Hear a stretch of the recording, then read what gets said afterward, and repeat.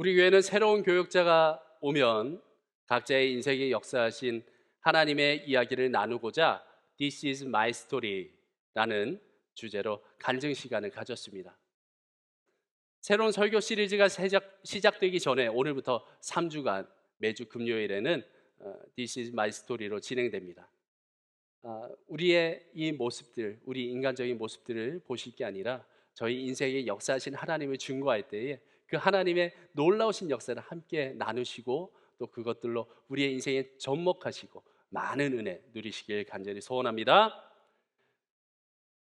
인생의 역사하신 하나님에 관해서 저도 귀한 말씀 나누려고 합니다. 제 인생 참 보잘것없습니다. 정말 엉망진창 좌충우돌 인생입니다.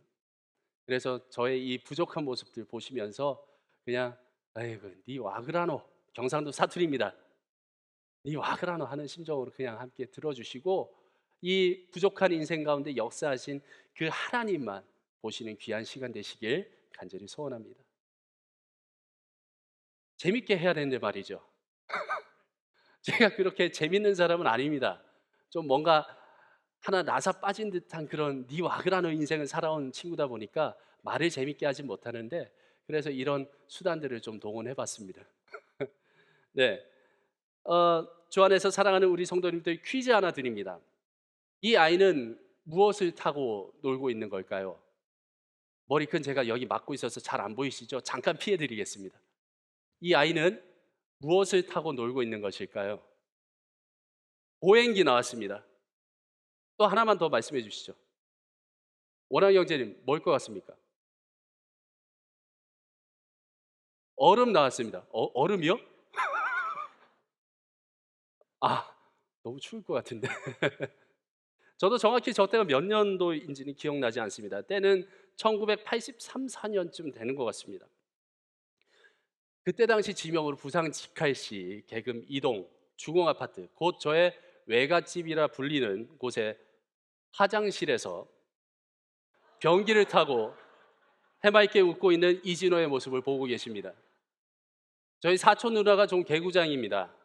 사촌 누나가 이렇게 저렇게 막 놀다가 저기를 깨끗하게 나름 청소했는데 지금 생각해보면 저 청소해도 저렇게 놀면 안 될 것 같은데 누나 놀아줘서 고마워 어쨌든. 네.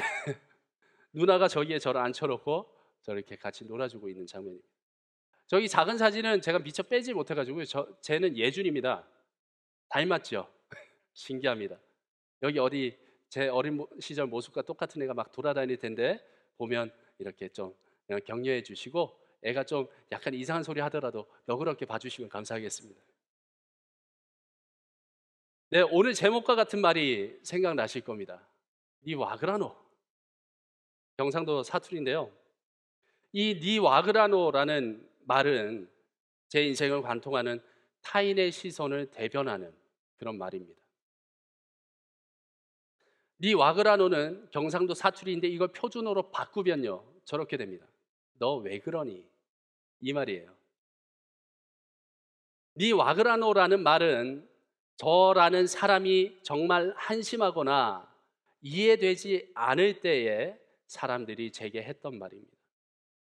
그런데 이게 살아가면서 의미가 조금씩 바뀌어 가는데 그 과정을 통해서 제 인생의 역사하신 하나님을 오늘 증거하려고 합니다. 당시 저는 부산에서 외할아버지와 외할머니, 외삼촌, 사촌형, 외사촌형, 외사촌 누나와 함께 즐거운 생활을 하고 있었습니다. 뭔가 가족 구성이 신기하죠? 어머니는 울산에서 홀로 택시 운전을 하시면서 가정의 생계를 책임지셨습니다. 하루 12시간의 운전의 그 중노동을 하시고 3일에 한 번 쉬는 날이 되면 부산으로 시내버스를 시외 버스죠. 그걸 타고 오셔서 어린 저를 품에 안고 하루 잠깐 지내고 또 그렇게 돌아가는 생활을 하셨습니다.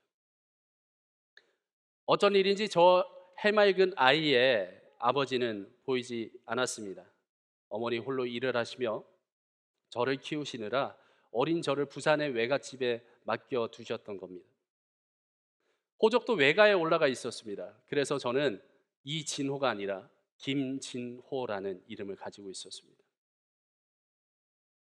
외할아버지는 농사를 지으셨습니다. 당시 5층짜리 주공 아파트, 옛날 주공 아파트 기억나십니까? 그 아파트 사이사이 동간거리가 되게 넓습니다. 뭐 동네마다 좀 다를 수 있겠지만 거기에 옛날에 지어진 아파트들은 밭이 있었어요. 밭.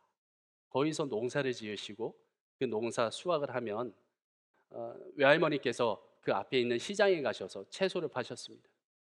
그러면 어린 제가 또 쪼르르 가가지고 우리 사촌 형부터 가서 할매 100원만 이러면 가서 100원 받아가고, 또 사촌 누나 가서 할매 100원만 이러면 또 100원 받아가고. 제가 갔을 때는 100원이 있을까요? 없을까요? 없어요. 형아 누나들한테 받아가지고 먹고 그렇게 놀기도 했습니다. 당시 사정이 있어서 저는 외삼촌과 사촌형 누나도 그렇게 같이 살고 있었는데 18평 정도 되는 작은 집에서도 참 재밌게 살았습니다. 사춘기 때는 이 특이한 환경이 뭔가 되게 서글펐습니다. 이제야 돌아보니까 하나님의 귀한 섭리 가운데 있었음을 느끼게 됩니다. 당시 저희 셋째 이모가 전도사로 일하고 계셨습니다. 그러다가 결혼을 하셔서 개척교회 사모님이 되셨고, 또 저희 외삼촌은 전도사로 일하고 있을 당시입니다. 네, 전도왕 이진호입니다. 성경학교나 뭐 이렇게 막 축제하면 전도 많이 한 친구들한테 상 주고 그러잖아요. 전도왕을 했더랍니다. 근데 그 친구들이 누구누구인지는 아직 기억이 안 나는데 부디 잘 교회 다니고 있었으면 좋겠습니다. 그 덕에 저는 자연스럽게 저렇게 교회와 친숙하게 자랐습니다. 시간이 흘러서 우리 외할머니는 돌아가셨고 사촌 형과 누나도 본 가정으로 돌아갔습니다. 얼마 후에 세상에서 가장 천사 같던 우리 율동요정 외숙모를 또 만나게 됩니다.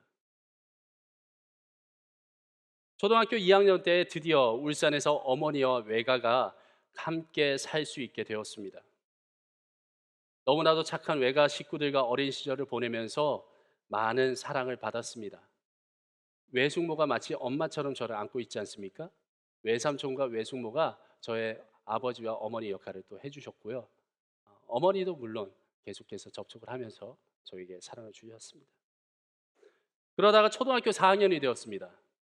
초등학교 4학년 때에 새 가정이 생겼습니다. 가족 구성이 바뀌었어요. 호적이 바뀌면서 김진호가 이진호가 됩니다. 농담도 잘하시고 호쾌한 웃음을 가지신 우리 아버지를 만나게 됩니다. 저도 드디어 아버지를 갖게 되었습니다. 사랑하는 우리 아버지는 인생에 어려움이 참 많으셨습니다. 그렇지만 누구보다 어머니를 사랑하시고 그 인생의 굴곡들을 참 멋지게 넘겨오신 분이십니다. 지금 아마도 한국에서 아버지가 보고 계실 수도 있습니다. 그래서 아버지께 한 말씀 드립니다. 아들 목사 되면 교회 다닌다고 하셨으니까 10월 이후에 나오셔야 됩니다, 아버지. 집사 직분 받으셔놓고 그렇게 놀고 계시면 안 됩니다. 이제 교회에 가셔야 됩니다. 지난번에 시험 끝나고 제가 말씀드렸습니다. 8월 달에. 그랬더니 그냥 아하하 이러고 웃고 마시던데 진심입니다. 이제 가셔야 됩니다. 우리 교회 사람들 다 알게 되셨습니다. 장인어른 가셔야 됩니다. 제가 지켜봅니다. 초등학교 4학년 때입니다. 제가 키가 좀 크다는 이유로 배구부에 뽑혔습니다. 제가 어린 시절 살았던 부산 계금동입니다. 부산이 산동네로 유명하지 않습니까? 저기는 세상에 저기를 어떻게 사나 싶은 데를 산동네를 그냥 일상적으로 다닙니다. 학교 가는데 뭐 20분씩 걸리는데 저 오르막 밑에서부터 저 꼭대기까지 올라가야 학교가 있고 뭐 그런 구조입니다. 그런 곳에서 아까 그 변기에서 놀던 그 어린 친구가 막 뛰어다니면서 놀았더랍니다.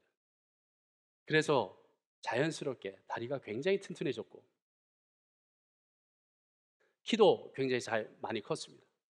거기다가 우리 외삼촌, 우리 사랑하는 외삼촌 저 빨간색 롤러스케이트를 사주셨습니다. 저 산동네에서 롤러스케이트를 잘 타려면 보통 다리 근육으로 되는 게 아닙니다. 저게 잘 서야 되거든요. 그냥 막 간다고 되는 일이 아니에요. 지그재그로 막 이렇게 내려오고 완전 뭐 스키 타듯이 그렇게 다녔더랍니다.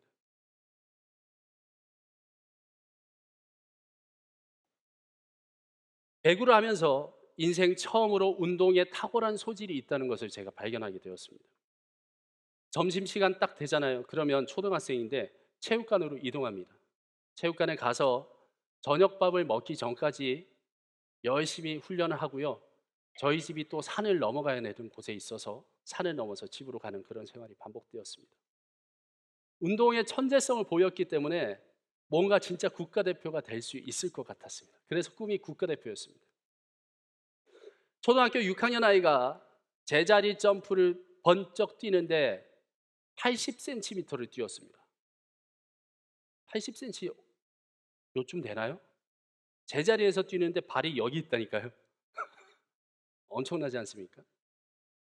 삼촌 땡큐. 네, 산동네 땡큐. 네, 그랬습니다. 헌데 미국에선 상상도 할 수 없는 일입니다만 당시엔 우리 선생님들과 우리 선배님들 참 안타깝게도 뺨 때리고 이런 것들이 아주 훌륭한 교육 방법이라고 생각하던 그런 시절입니다. 매일 엄청난 공을 받고 때립니다. 몇 개를 받았는지 기억이 나지 않을 정도로 받고 때리고 하는데 그 공 하나하나 실수할 때마다 우리는 룰이 있었습니다. 어떻게 하느냐?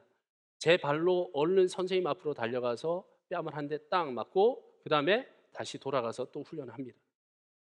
두 번째 받는 공 또 놓치잖아요. 그러면 또 가서 또 쫙 맞고 가서 훈련을 합니다. 참 그 어린아이들 초등학교 4, 5, 6학년, 중학교 1, 2학년 되는 그 아이들이 그렇게 하던 시절이 있었습니다. 또 훈련을 마치면요. 체육관 지하에 라커룸이 있는데 거기는 속된 말로 하나님조차 없는 곳 같은 그런 곳이었습니다. 체육관 지하로 내려갑니다. 선배 1번이 집합시킵니다. 가면 쭈루루 열댓 명이 섭니다. 또 화풀이를 당합니다. 2번한테 갑니다. 또 화풀이 당합니다. 3번한테 갑니다. 그 악몽과 같은 시간들이 펼쳐졌습니다. 그래도 배구 그 자체는 얼마나 재밌었는지 모릅니다. 정말 열심히 했습니다. 왜? 국가대표 돼야 되니까요. 그래서 그렇게 힘든 시간을 견디고 하루가 마치는 시간이 되어서 집에 가잖아요. 그러면 얼른 밥을 먹고 공을 들고 또 혼자 나갑니다. 그러면 아파트 옆 벽에다가 공을 치면서 또 연습을 합니다. 또 뒷산을 막 뛰어다닙니다. 나름 그 나이대에서는 그래서 괜찮은 실력을 가진 저였습니다만 중학교 1학년, 2학년 올라가면서 다리가 너무 아파요. 너무너무 아파요. 그래서 병원에 갔더니 운동을 너무 열심히 해서 뼈가 근육의 성장을 따라오지 못하는 그런 성장병에 걸렸다고 합니다. 오스구시병이라고 하는데 오스구시병. 성장병이 찾아왔는데 근육이 뼈를 이렇게 인대가 심하게 당겨서요. 양쪽 무릎 앞쪽이 여기가 뼈가 튀어나와서 이게 고정이 돼서 무릎을 꿇지를 못하고 또 여기가 조금만 나와도 정말 아픈 고통스러운 그런 상황이 됐습니다. 그래서 의사 선생님 권유하십니다. 그냥 뭐 방법 없다. 운동 그만둬라. 그래서 여러 가지 것들이 겹쳤겠죠. 그래서 저는 그만두기로 결정하고 결국 고등학교 입시학원으로 달려갑니다. 당시 울산은 고등학교가 등급제여서요. 입시고사를 치르고 성적에 따라서 지원해서 가는 형식이었습니다. 중학교는 특기생으로 자동으로 갔지만은 고등학교 때 입시를 이제 치러야 하니 쉽지 않았습니다. 배구 선수를 하면서 주말에도 운동을 했기 때문에 교회를 한동안 가지 못했는데 그 힘든 마음에 교회를 다시 한번 가고자 하는 마음이 생겼습니다. 외삼촌을 따라다니던 모교회에 다시 찾아갔습니다. 교회가 그렇게 또 재밌더라고요. 다시 가니까. 마침 저희 교회에는요. 모교 찬양이라는 집회가 매주 열렸었어요. 그래서 지방 촌동네였지만 매주마다 매주 목요일이면 각 학교의 기독 학생의 형아 누나들이 500명 정도가 가득 차서 예배당에서 막 찬양 집회를 했습니다. 처음에 그냥 와 좋다 멋있다 하면서 열심히 다녔습니다. 그러다가 어느 날 바로 그 어느 날이 찾아옵니다. 수련회 가서 열심히 기도하고 있는데 뭔가 성광이 번쩍하는 신비 체험을 하면서 눈물 콧물을 다 쏟고 아, 주님 진짜 살아계시구나. 아, 주님이 정말 나를 구원하신 구세주시구나. 믿음이 생기기 시작했습니다. 어릴 때는 그냥 문화적으로 우리 집이 교회를 다니니까 다녔는데 그 순간에 뭔가 좀 인격적인 그런 감정적인 체험이 있었습니다. 그리고 나서 아, 나도 선배들처럼 고등학교에 진학하면 그렇게 멋있는 형아들처럼 기독 학생회에 들어가서 열심히 활동해야 되겠다 결심했습니다. 당시에 같이 독서실을 다니던 친구 형아들과 함께 교회에 가서 밤 12시까지 주여 주여 외치면서 기도하다가 교회 당시 장로님들한테 빨리 가라고 쫓겨나기도 하고 아주 신앙의 어, 어린 그 새싹으로 무럭무럭 자라고 있었습니다. 그리고 진학한 고등학교에서 드디어 기독 학생회에 들어갑니다. 나름 면접을 보고 이상한 애들 몇이랑 그 학교 기독 학생회에 들어갔습니다. 그 제가 지금 말씀드린 이것들이요 너무 설교처럼 진지하게 들으시면 안 되고요.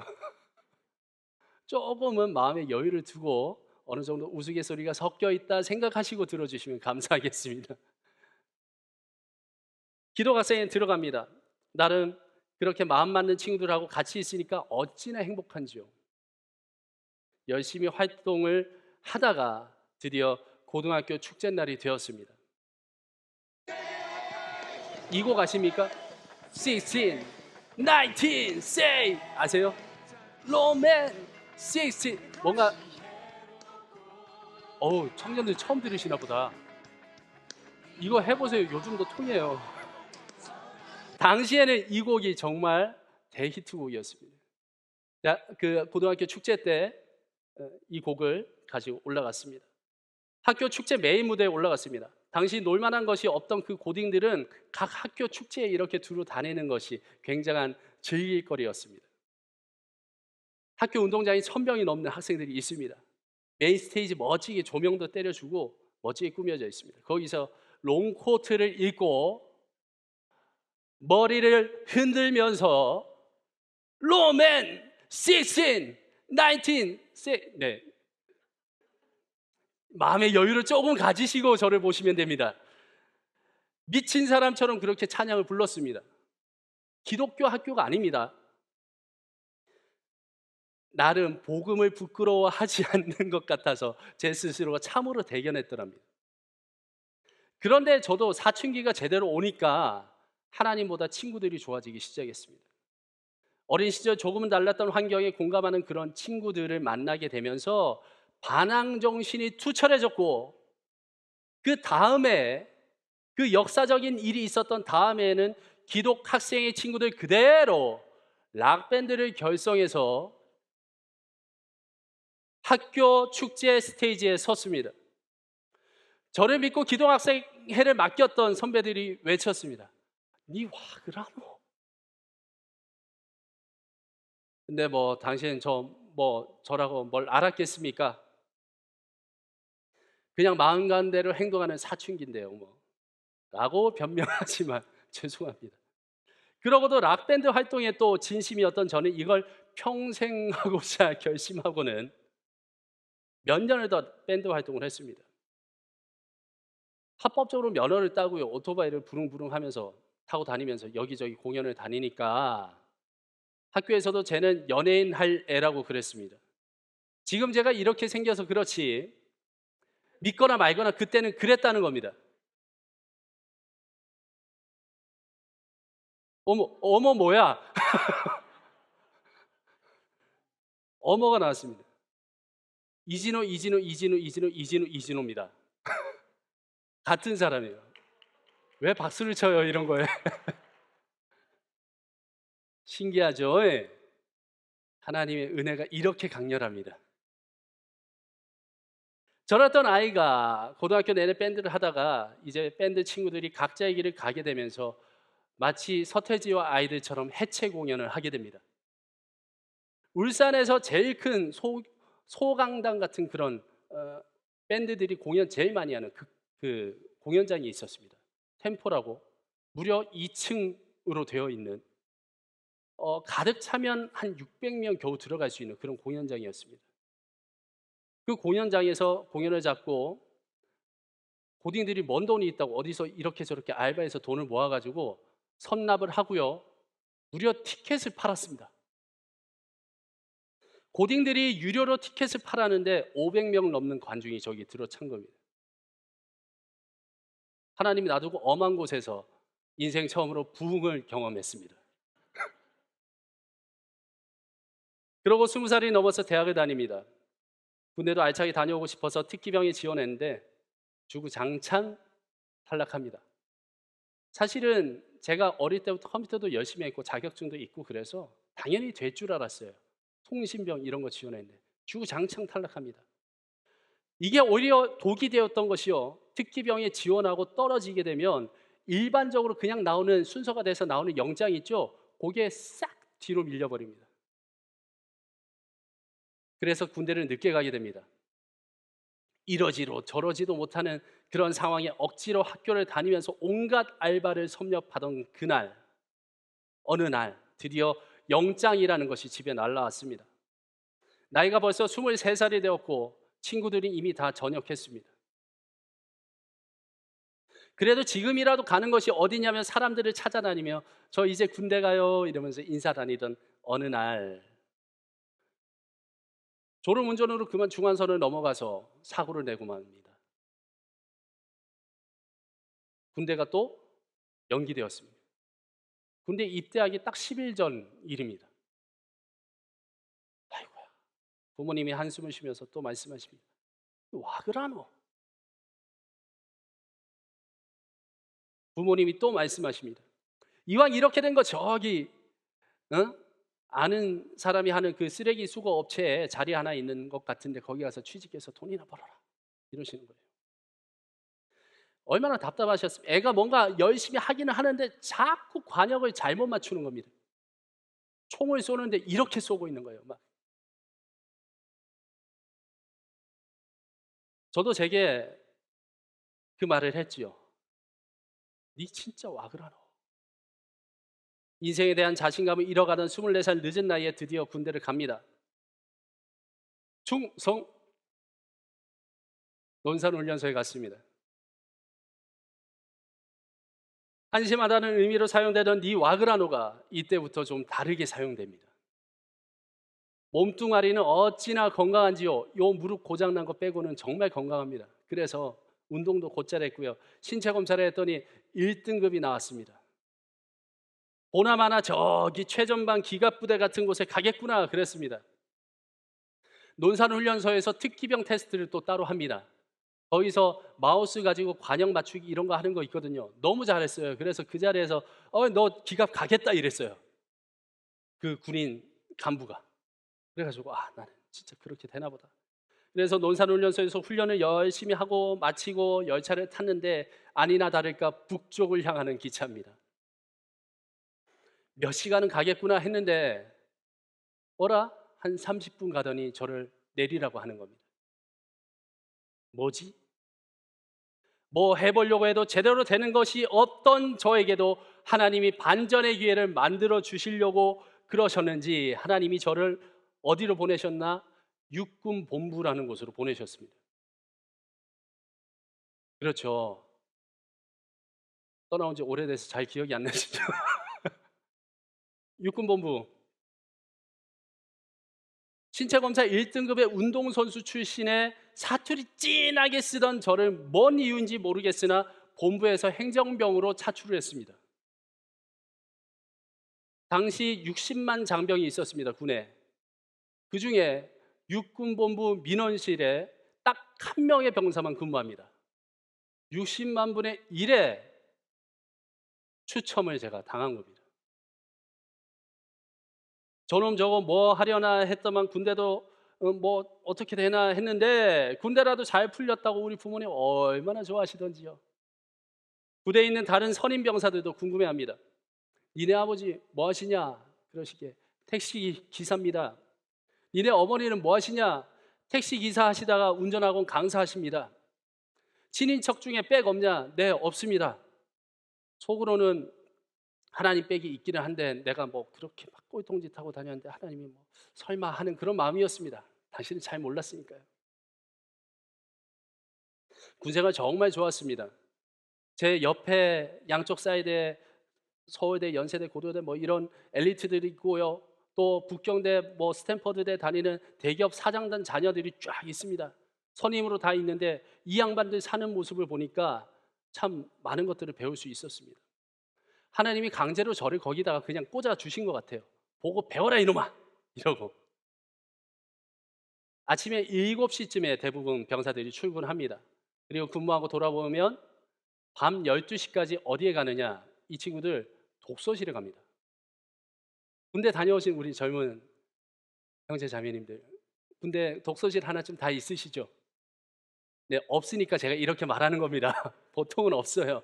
12시까지 합법적으로 공부할 수 있는 독서실이 있는 부대였습니다. 수요일엔 수요 예배나 영화, 뮤지컬 관람을 시켜줍니다. 들어보셨습니까? 군대에서 무료 뮤지컬을 볼 수 있습니다. 주일에 오전에 예배 드리러 돌아왔다가 다시 저녁에 예배 드리러 나갑니다. 또 이것도 신기한 거죠. 행정병들요, 맨날 갈굼 당하다가 사고 칠 수도 있다고 휴가는 어찌 그리 많이 주는지, 축구도 잘하니까 더하고 더해서 2달에 한 번씩 휴가를 나갔습니다. 그런 친구 보셨습니까? 신기하죠? 저도 처음 봤습니다. 그래서 전역하고 한번 세어봤어요. 궁금해서 세어봤더니 대략 100일 정도를 휴가를 다녀왔습니다. 처음엔 좋아하시던 어머니도 어느 순간엔 뭐고 벌써 나왔나? 다음엔 또 왔나? 하고 반응하십니다.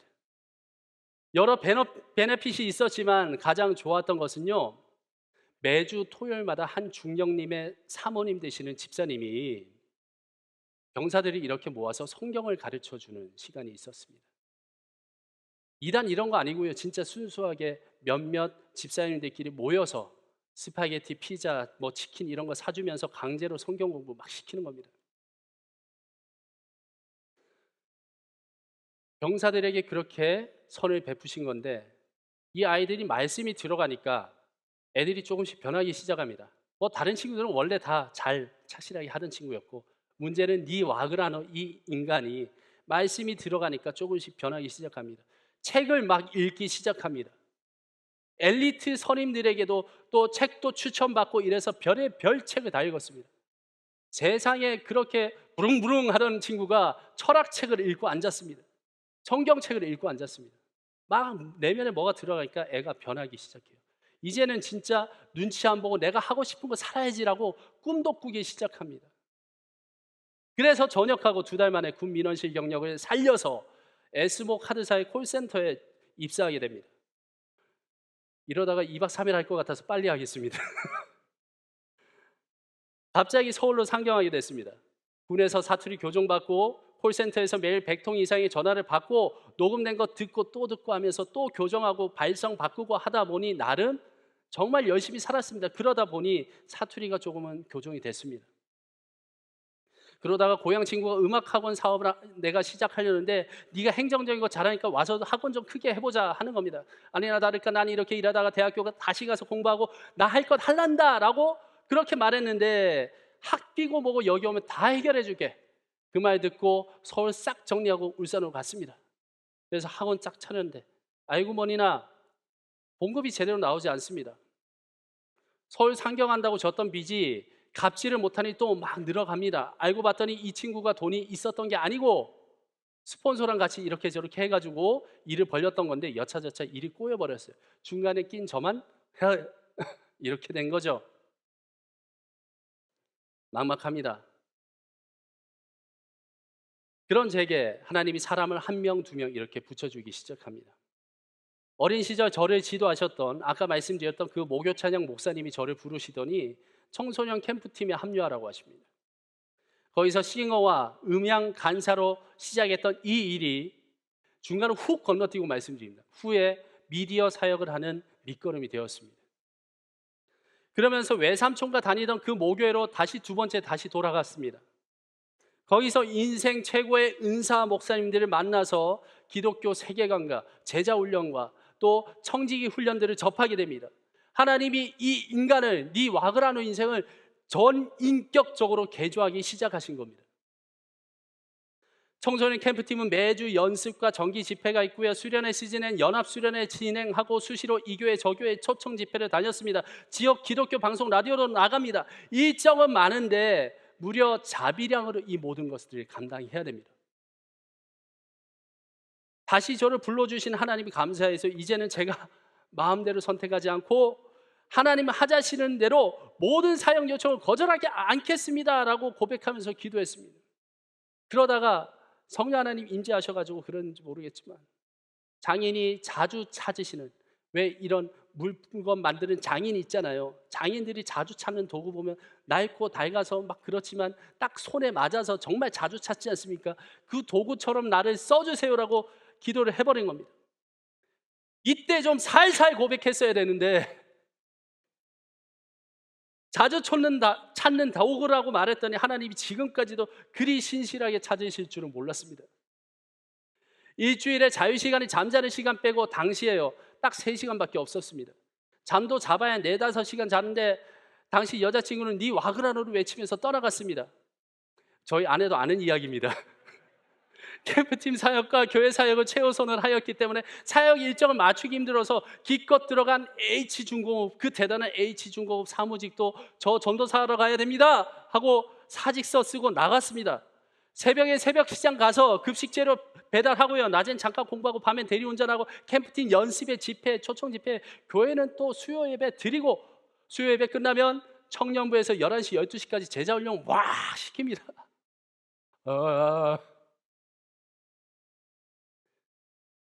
이렇게 살아도 되는가 싶은 그런 삶을 살게 됩니다. 저희 부모님이 계십니다. 애가 돈은 제대로 못 벌어오는데 뭐가 한번 꼬이더니 뭐 잘못됐나 싶을 정도로 막 사는 겁니다. 뭔가 바쁘게 사는데 돈은 안 벌어오고 아유 네 와그라는 싶으신데도 뭔가 열심히 하니까 그냥 두셨답니다. 감사합니다. 그러다가 20대 마지막에 드디어 신학교에 진학합니다. 고신대학교 영상선교학과에 진학하게 되면서 거기서 또 귀한 은사님들 붙여주셔서 좋은 것들 많이 배웠습니다.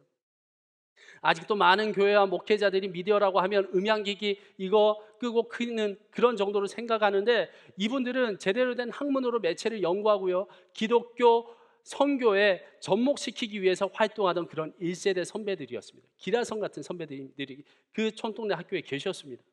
그래서 매우 잘 배울 수 있었습니다. 뭔 말인지 헷갈리시죠? 그러면 다음번에 혹시나 있을지 모르는 기독교 미디어 아카데미에 지원하시면 됩니다. 그때 오면 자세히 알려드리겠습니다. 여튼 그렇게 배우고 주말에 울산 가서 사역하고 캠프팀 활동하다가 결혼하고서야 캠프팀에서 나오게 되었습니다. 학업과 가정과 사역을 동시에 진행하면서도 영상도 만들어 납품하고 전시도 하고 그랬더랍니다. 그러다가 모 대학교의 교수님이 자네 우리 학교에 와서 학생들 가르쳐 보라고 이렇게 길을 열어주시는 겁니다. 저 아직 학사 말고 없는데요. 그랬더니 업체를 운영하고 현장 경험 많기 때문에 학위는 와서 가르치면서 따라하는 겁니다. 얼른 신대원 가서 목사 안수 받고 자유롭게 활동하고 싶었는데 이게 웬걸요? 강단 자리가 갑자기 나오니까 아 나는 이 길도 내가 꿈꾸고 있던 거지 하고 그대로 또 열심히 하려고 승낙을 했습니다. 당시 모교회에서 전도사로 섬기고 있었는데 담임 목사님께 말씀드렸습니다. 저 신대원보다 미디어 먼저 공부하고 싶습니다. 그랬더니 또 네 와그라노의 눈빛입니다. 좌충우도 제 인생은 누구보다 잘 아시는 분이라서 과연 되겠는가 하시는 생각에, 네가 지원한다고 되겠는가 하시는 생각에 그래 한번 해봐 이랬습니다. 저도 될란가 모르겠으나 일단 찔러보자는 마음으로 상위권 대학을 쭉 조사했습니다. 불교 재단은 뭐 국대 뭐 이런 데 있잖아요.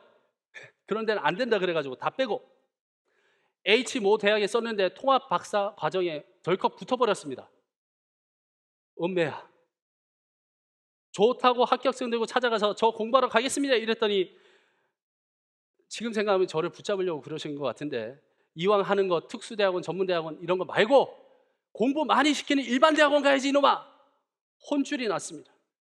그래도 포기하지 않았습니다. 속으로는 그런 곳에서 받아주거나 싶었는데 그래도 포트폴리오가 있으니까 한번 찔러나 보자 하고 우리나라 최초의 대학에서 모집 공고가 뜬 것을 보고 찔렀습니다. 지방의 신학교에서 올라온 이상한 애가 자기가 전도사라고 소개하고 여기서 잘 배워서 한국 기독교에 이바지하는 아이가 되겠습니다 라고 면접을 봤는데 어이구 덜컥 붙어버렸습니다. 저도 놀라고 저희 아내도 놀라고 저희 부모님 더 놀라고 이 와그라노가 약간 바뀌었습니다. 목사님 찾아가서 합격증 내밀었죠. 그랬더니 등록금 고지서를 가지고 오라시는 겁니다. 미국에 비하면 정말 저렴합니다만 한국 임금 대비 등록금이 어찌나 비싼지요. 10여 년 전인데요. 최저임금이 10,000원도 안 되던 시기인데 1년에 1,600만 원 정도 했습니다. 신학 전공도 아닌데 그걸 또 준비해 주시는 이 목사님 참 감사합니다. 그래서 학교를 다니게 됐습니다. 그때부터 월요일엔 의정부에서 대학교 강단에 섰습니다. 주중엔 서울의 학교에서 풀타임으로 공부하고 조교로 일하면서 금요일 밤에 울산으로 내려가 주일까지 사역하고 다시 서울로 다녔습니다. 너무 빨라서 이해가 되십니까? 예, 여속도로 좀 해도 되겠지요. 시간이 훅 갑니다. 그러다가 미디어 연구소의 연구원으로도 들어가고요. 국제 프로젝트로 영화도 연출하게 되고요. 국제 심포지움에서 발표도 하게 되고요. 지도 교수님 대신 미디어 아트 전시 브리핑에서 밖에서 사업도 따오고요. 그리고 학술지 있지 않습니까? 학술지. 그것도 출판하는 일도 해보고 속된 말로 제가 노는 물이 완전히 달라져 버렸습니다. 정말 단내나는 일상이었지만 하나님이 자주 찾으시는 도구가 된 것 같아서 감사하면서 지냈습니다. 저희가 연구소 사무실입니다. 단련하게 일하다가 과제도 하고 논문도 쓰다가 지쳐서 집에 가기 힘들면 저기 회의 테이블 위에 누워서 자고 바로 출근하고 그랬습니다. 수업 듣고 일하고 저 이후로 여기가 계속 머리가 빠지고 있습니다. 지켜주시옵소서. 서울시청 벽면에 미디어 아트 전시를 하게 됐습니다. 온 가족이 방문해서 또 저기서 기념사진도 찍었습니다. 그러다가 울산과 서울 오가는 것이 너무 힘들어서 사역지도 옮겨야 될 것 같았습니다. 저 예준이 1살 때 안고서 우는 아이 달래가며 기차 타고 차 타고 왔다 갔다 하는 거 그게 보통 일이 아니더랍니다. 아내는 또 제가 하는 것들은 다 좋아 보이는지 자기도 공부하겠다고 그래가지고 자기도 기어코 대학원에 입학을 해버립니다. 아이고야, 온 가족이 빈털터리 하루살이 인생, 아니 날마다 빚이 늘어가는 그런 인생을 살게 되었습니다. 사역지도 거주지도 서울로 완전히 올라가야겠다 결심을 하고요.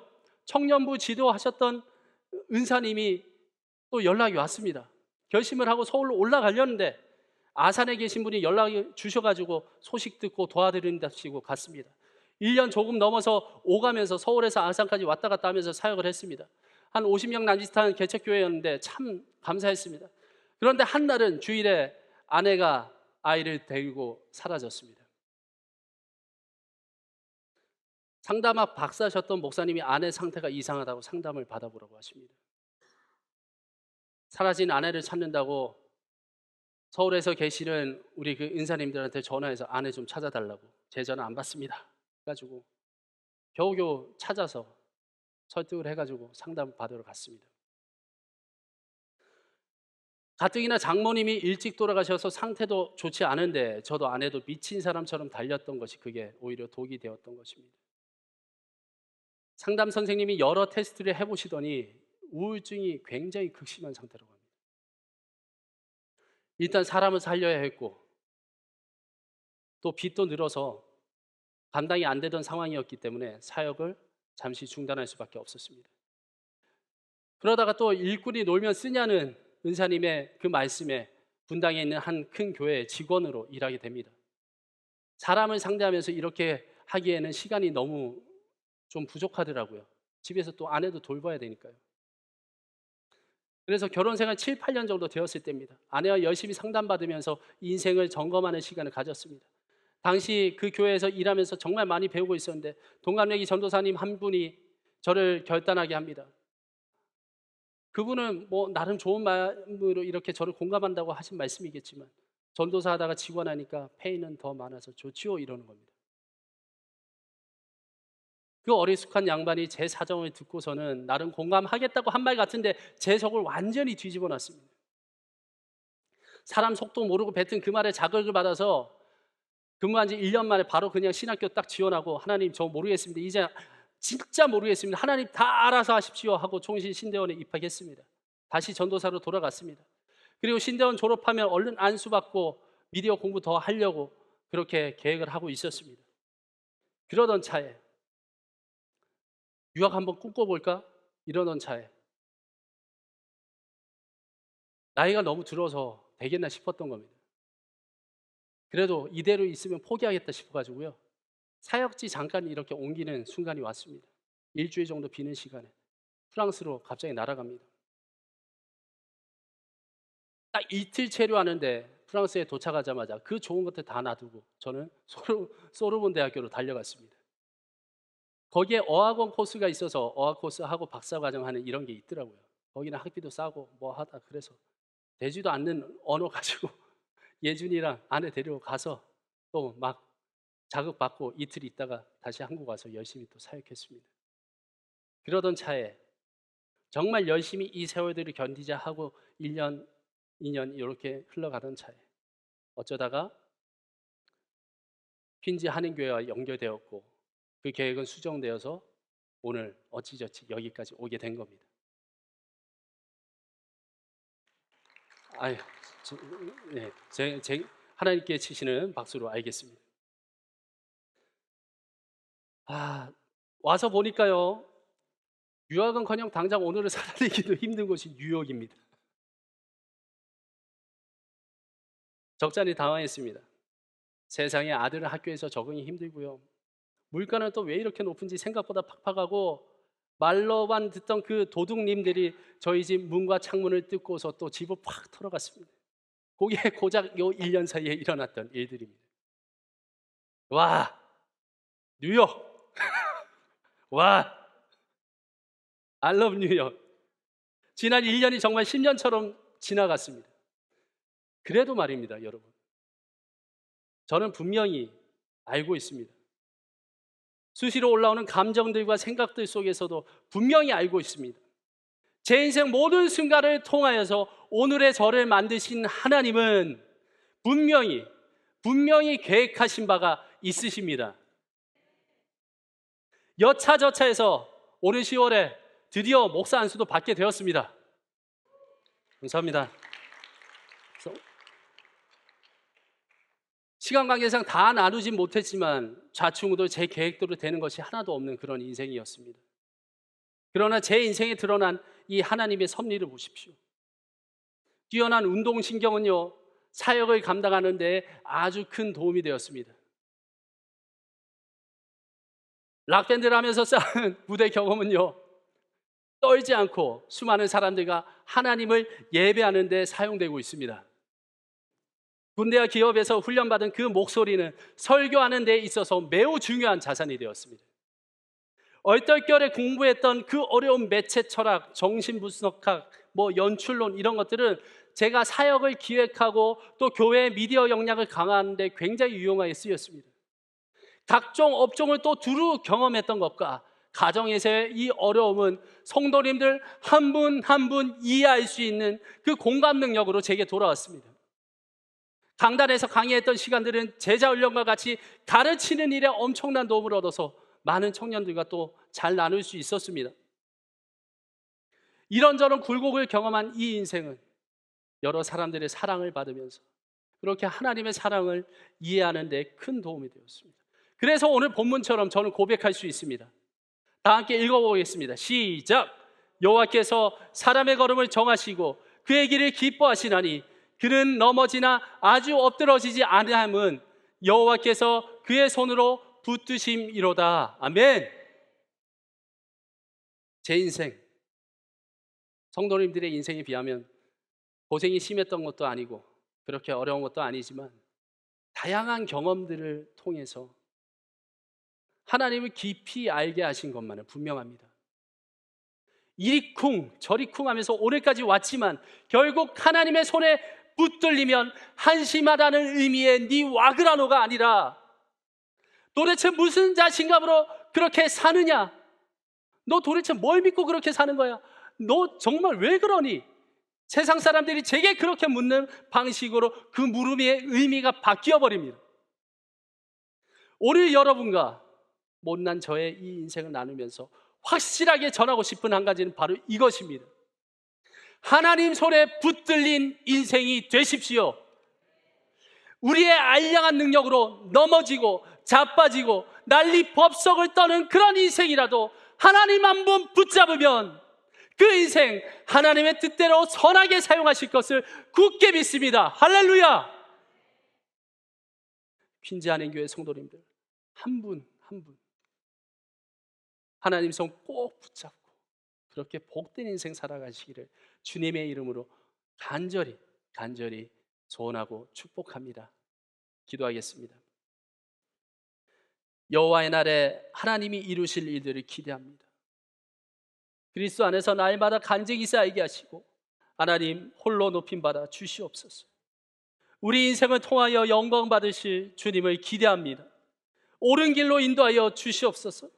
만신창이 인생이지만 주님 손 붙들고 버티고 견디며 주님이 결국 뜻하신 그 선한 인생 맛보게 하여 주시옵소서. 예수 그리스도의 이름으로 기도합니다. 아멘.